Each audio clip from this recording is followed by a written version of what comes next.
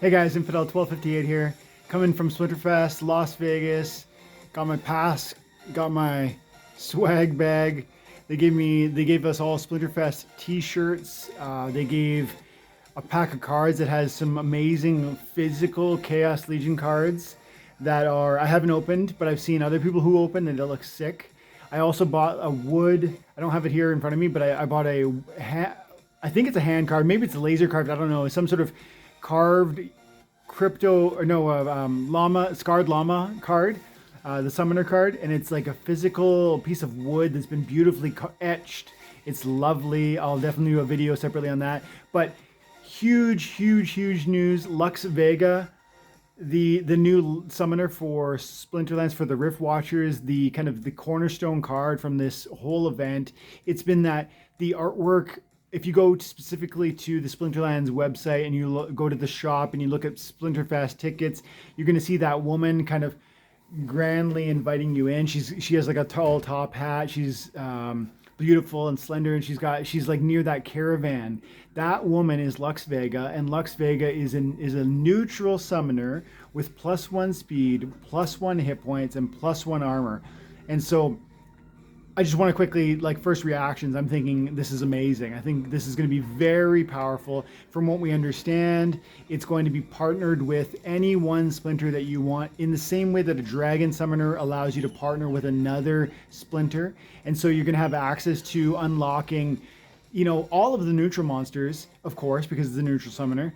But you always have access to neutral monsters. In this case, you're going to get that your favorite, your primary splinter, whether it's water, fire, death, life, earth, whatever, you're going to be able to partner with them. I don't think dragon. I think dragon is off limits.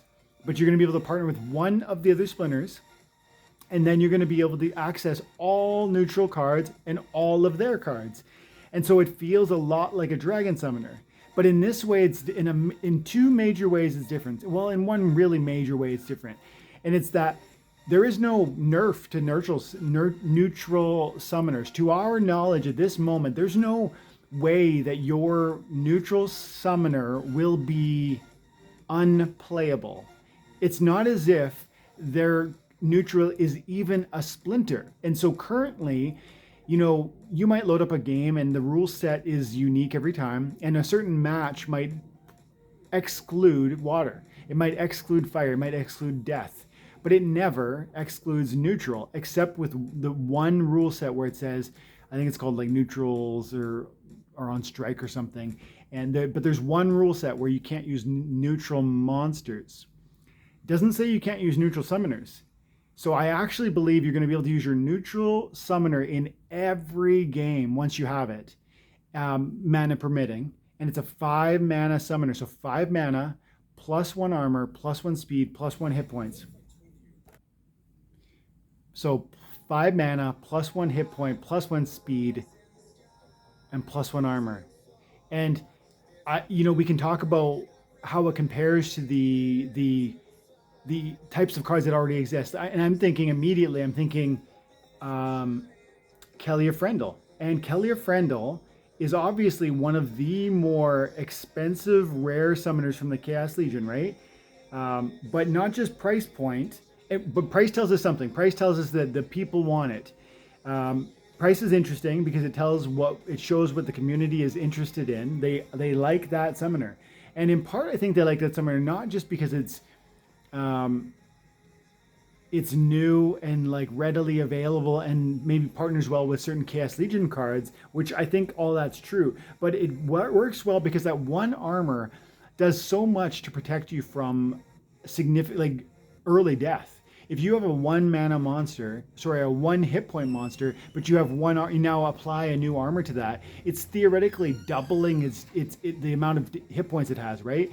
1 armor is going to absorb potentially 5, 6, 10 incoming damage if it doesn't have piercing. And in that way, it adds to the resiliency. And then the +1 speed is so important. Without speed, you lose. And so the +1 speed is absolutely necessary. And that partnership is, for a rare summoner, amazing. Kelia offers that. But here we have this Lux Vega, and she's going to offer both of those things plus the 1 hit point, which is kind of let's be honest, just it's a throw in. It's nice. It's not a huge issue, but it's not the cornerstone of why this card would be great.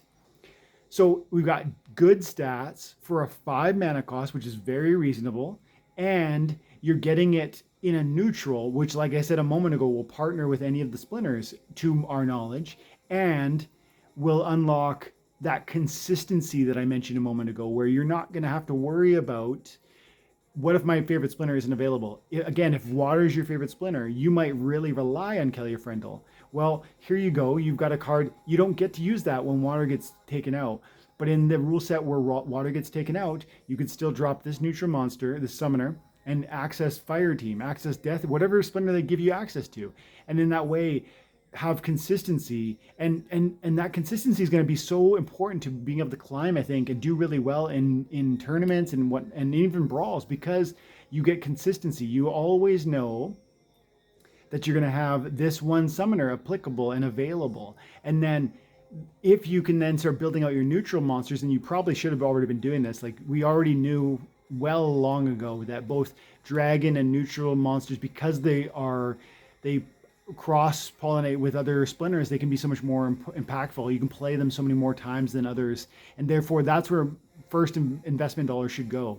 But this is almost putting an accent or like a punctuation on that, an exclamation mark on that reality, because it's like now you have this neutral summoner, you're going to be able to access, you're going to be able to, like, you really want to be able to unlock that value and that power. And I'd say that's going to mean you're going to want as many of the neutral monsters to be at the highest levels possible, because you're going to be utilizing, you're going to be focusing on like a team that's going to be applicable to you regardless of whether water or fire or death or your favorite other splinter is gone.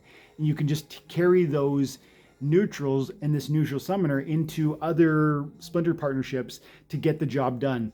And with 25 mana or 30 mana or even a 99 mana match, it's possible to field a dragon team, for instance, partnered with fire and not even play a fire card. So think with Lux Vega, you in a 99 mana match, you don't have another splinter you really like. Who cares?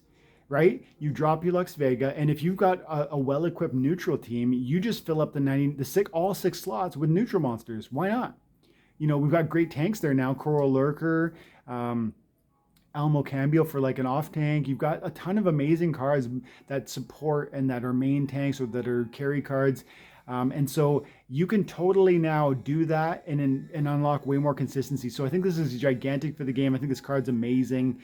And I did share a 15-second short about this. So if you want to see the big reveal when that happened, I filmed it. It's a bit shaky, but you know, we're in friggin' Splinterfest. So I've got my phone and not like a proper professional camera. So anyways, guys, let me know what you think about the new Lux Vega summoner stats, and definitely about the partnerships and the benefits of running that card like I commented in the video. Love to see what you guys think. I feel this is must have.